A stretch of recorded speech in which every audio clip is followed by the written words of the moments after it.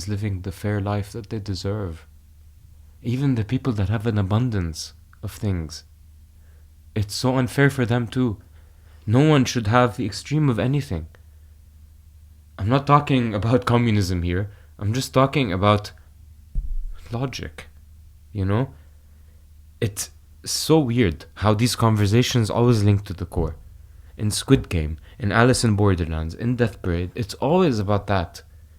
Some group of people against others. Some people that pit others against each other. It is so clear in Squid Game. The socio-political critique and whiplashes that happen. All these people came to their deaths because the society that they were living in did not give them a chance. Are you telling me the main character was a bad person because he gambled? No, he gambled because he had no chance. Most people are like that. Go and walk on the street. You will see despair in almost every set of eyes. Do you hear something crazy? I know this guy, right? He works in something that's very powerful. And I do an activity with him every now and then. And he's really nice. I enjoy his company. And he was telling me about how living here has kind of been, like, he's been seeing a lot. He was like, Ramsey, if you want to keep living here, you have to turn your mind off. I'm like, what are you talking about? And he was, and like randomly while we were preparing our equipment, and he was like, listen, man, you have no idea how much shit I've seen recently, to the point where I'm going every day into the bathroom and crying, not letting the employees see my tears. I told him, what are you talking about? I know you're like really up in this corporation that you work in. You're really high up there.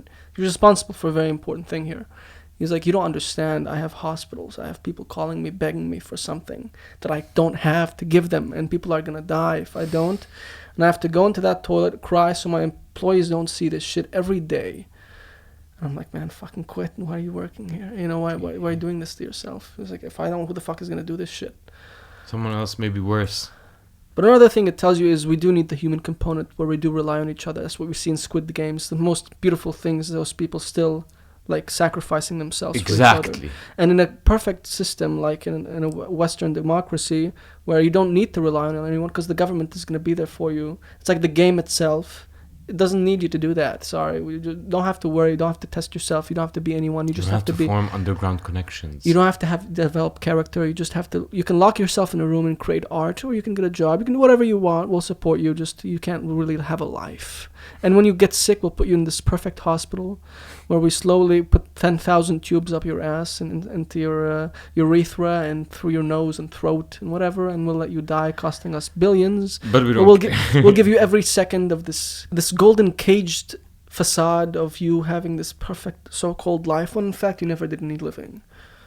And that's what's, scary. And then you have countries like here where it's so fucked, it's too far.